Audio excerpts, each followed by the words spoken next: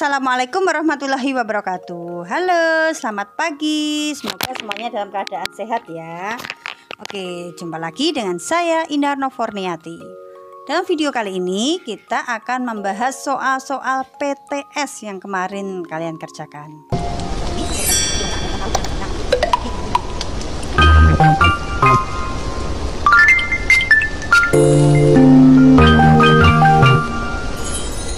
Siapa? Oh, namanya Nindi. Kelas berapa nih kamu, Nindi? Kelas 10. Senyawa berikut yang merupakan senyawa anorganik adalah, oke, kita lihat bahwa senyawa anorganik adalah senyawa yang berasal dari makhluk tak hidup. Nah, kita perlu mengingat bahwa senyawa itu ada, dilihat dari asalnya dibedakan menjadi dua, yaitu organik dan anorganik. Organik yaitu senyawa yang berasal dari makhluk hidup. Contohnya apa? Nah, ini kita lihat. Alkohol itu kan hasil samping dari fermentasi. Hasilnya dari fermentasi singkong ya. Singkong menjadi tape. Nah, itu kan ada alkoholnya. Berarti ini termasuk organik. Gas rawa itu metanap, termasuk organik juga. Garam dapur itu NaCl, natrium klorida, ada natriumnya, ada logamnya, berarti anorganik. Oke, kita klik. Protein jelas itu organik. Pasir kuarsa itu tentunya ada kandungannya silikon, aluminium, berarti ada logamnya juga, berarti anorganik. Oke, next nomor 2. Pasangan senyawa berikut yang tergolong alkena adalah, alkena kita tahu bahwa senyawa karbon dibedakan menjadi 3, alkana, alkena, alkena. Untuk alkena rumusnya bagaimana? Rumusnya adalah CnH2n. Nah, oke. Kalau kalian sudah memegang rumus umumnya alkena CnH2n nanti akan tahu. Oke, di sini ketemu ya. Jawabannya adalah C7H14, C-nya 7, hanya 14, C8H16. Nanti kalian cek lagi satu persatu untuk belajar. Oke, nomor 3. Nama senyawa dari rumus struktur alkena berikut adalah, diketahui rumus alkena. Bagaimana menjawabnya? Ya, nomor 1, tentukan rantai utama. Rantai utama itu yang mana? Yang panjang. Nah, yang panjang. Setelah ketemu rantai yang panjang, diberi nomor. Nomornya dari mana? Memberi nomor selalu dimulai dari yang dekat dengan rangkap, berarti dari kiri. Oke, ini kasih nomor 1. Nomor 2, nomor 3, nomor 4, nomor 5. Oke, perlu dilihat bahwa cabangnya terletak di nomor berapa? Nomor 2 dan nomor 4. 4-nya ada 2, berarti 2, 4, 4. Ada 3 cabang. Cabangnya apa? CH3, berarti metil. 2, 4, 4, trimetil. Berapa rantai utamanya? Lihat, ada 5, berarti pentena. Oke, jawabannya D. Next, senyawa berikut yang termasuk gugus alkana, alkena, dan alkuna adalah, perlu diingat lagi tadi berdasarkan ikatannya terhadap atom C, maka dibedakan menjadi alkana, ikatannya tunggal. Alkena, rangkap 2. Alkuna, rangkap 3. Rumus umumnya bagaimana? Rumus umum dari alkana adalah CnH2n plus 2. Rangkap 2 bagaimana? CnH2n. Untuk alkuna bagaimana? CnH2n min 2. Oke, berbekal rumus umum ini nanti kalian akan tahu. Oh, rumusnya adalah C3H8. Ini ya, C3H8, C5H10, C7H12. C5H10, C7 hanya 12. Oke, betul. Next, minyak bumi dan gas alam merupakan senyawa organik yang terbentuk dari, ini saya rasa semua bisa menjawabnya ya, jadi jasa ternik. Senyawa berikut yang merupakan senyawa organik adalah, senyawa organik tadi adalah senyawa yang berasal dari makhluk hidup. Kita jawab ya, Aquades rumusnya H2O. Gas karbit ini adalah gas etuna, rumusnya C2H2. jelas ya, ada karbon, ada hidrogen, ini pastinya organik. Berarti ini jawabannya adalah B. Kapur tulis itu ada kalsiumnya, itu anorganik. Tawas itu kalium aluminium sulfat, ini biasa dipakai untuk deodoran, untuk mengendapkan kotoran-kotoran. Nah, itu ada logamnya, anorganik. Air aki itu H2SO4, ada sulfurnya. Nah, udah jelas ya, ini adalah anorganik. Jawabannya gas karbit 3. Nah, berikutnya pasangan senyawa berikut yang merupakan golongan senyawa hidrokarbon adalah, oke, senyawa hidrokarbon adalah senyawa yang ada unsur C dan H-nya saja. Udah kelihatan, nanti dicari satu yang manakah. Oke, ketemulah jawabannya C24 C3H8. Ini rumus tuna ya.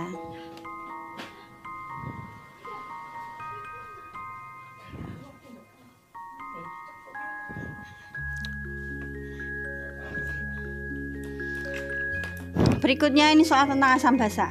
Oke, berdasarkan dari data di atas dapat disimpulkan bahwa untuk mengetahui suatu larutan itu menggunakan apakah termasuk asam atau basa, tentunya pakai indikator. Nah, indikator ini ada macam-macam, ada kertas lakmus, ada indikator nanti universal, ada larutan indikator, ada pH meter. Nah, sekarang kita pakai yang salah satu, kertas lakmus. Yang paling sederhana, paling lazim kita pakai. Untuk indikator kertas lakmus ini kita cukup melihat kata kuncinya. Kalau di sini ada kata asam, ingat ini hurufnya M. Basa berarti hurufnya B. B itu apa sih artinya? Biru-biru. Asam itu M, berarti nanti merah-merah gitu ya. Dan ini kata ilmu titennya. Nah, kalau gitu kita bisa lihat A merah-merah, oh jelas pastinya A adalah asam. B merah biru, oh tetap, kalau tetap berarti netral. C biru-biru, oh berarti basa. Kalau gitu jawabannya yang mana? Ya, oke, kita klik. Berikutnya, pernyataan berikutnya merupakan pengertian asam basa menurut Arrhenius adalah, oke, kita tahu Arrhenius itu mendefinisikan bahwa asam adalah suatu senyawa yang apabila dalam air terion akan menghasilkan ion H positif. Sementara basa dalam air akan menghasilkan ion OH negatif. Nah, kalau gitu jawabannya yang mana? Ya, ini udah jelas, ini 1, 3.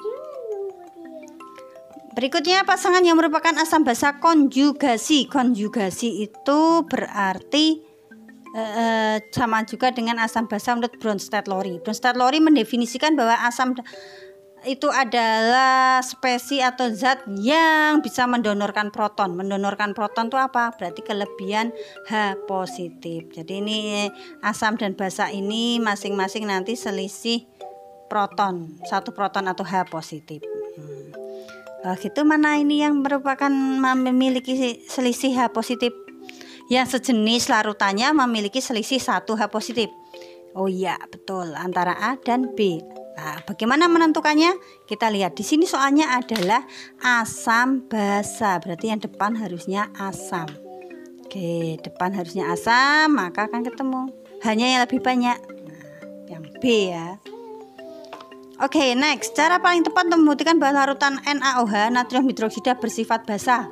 Nah, ini untuk membuktikan suatu larutan itu asam atau basa, tentunya dengan menggunakan indikator. Kita tidak boleh tidak asal mencicipi, karena kan bahan-bahan kimia itu semua ada yang berbahaya. Nah, karena semuanya dikatakan berbahaya, maka kita tidak boleh mencicipi, tapi harus pakai indikator. Indikatornya apa? Lakmus. Oke, menguji dengan kertas lakmus merah ya.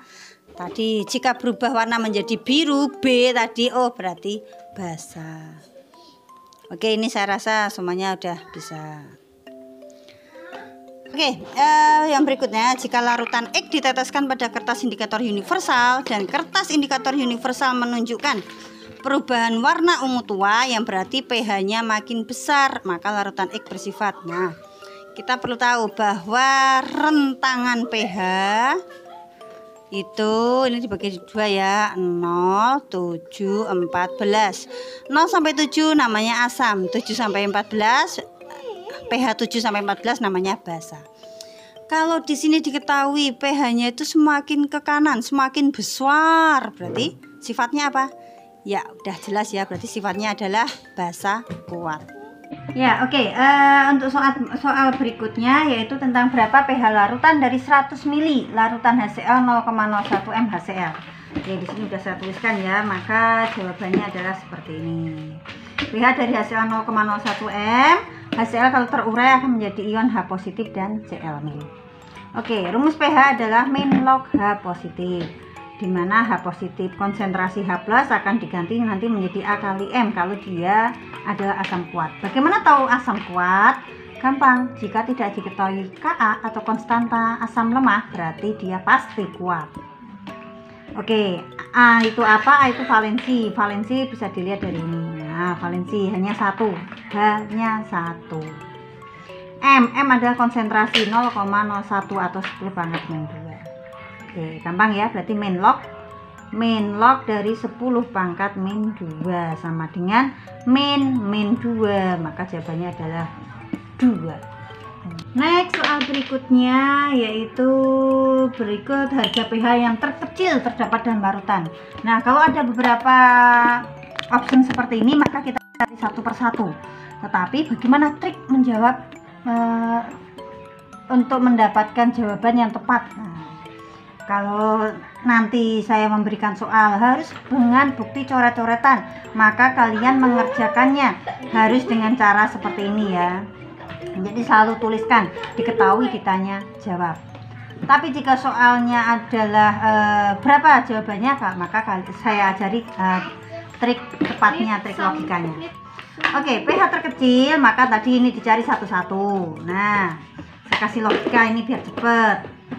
Misalnya ada 0,1 m HCl, berapakah pH-nya? pH kan tadi ini bisa dilihat ya, di atas 0,01 m HCl, maka pH-nya ternyata 2. 2 ini dari mana? Ada 2 angka di belakang koma.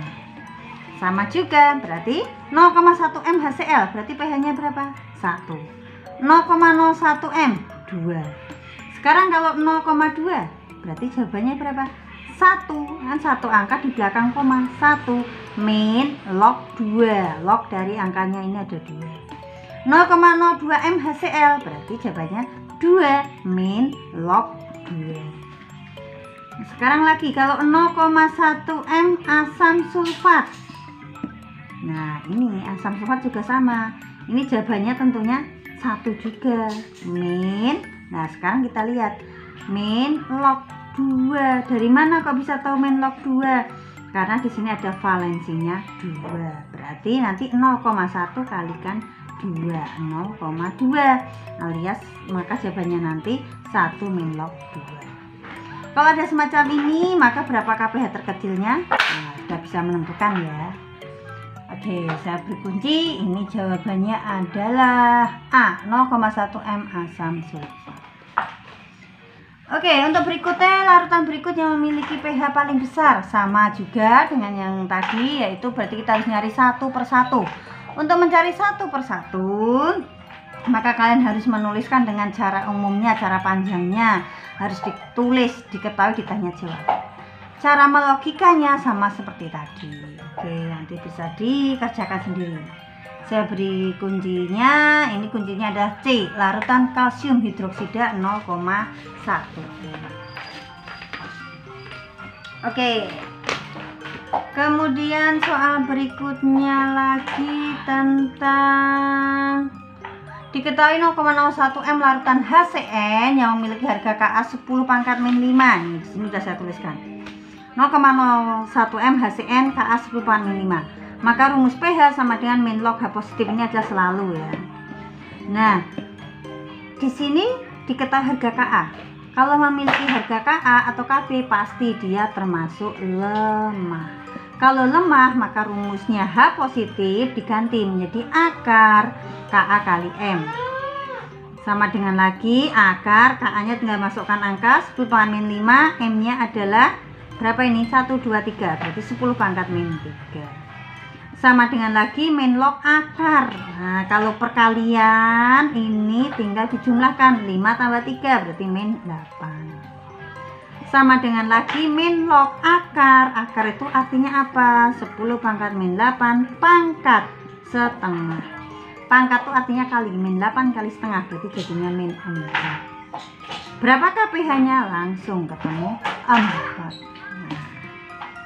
Oke, next terakhir, pH larutan asam asetat dengan harga Ka 10/5, diketahui pH-nya 3. Berapakah pH-nya?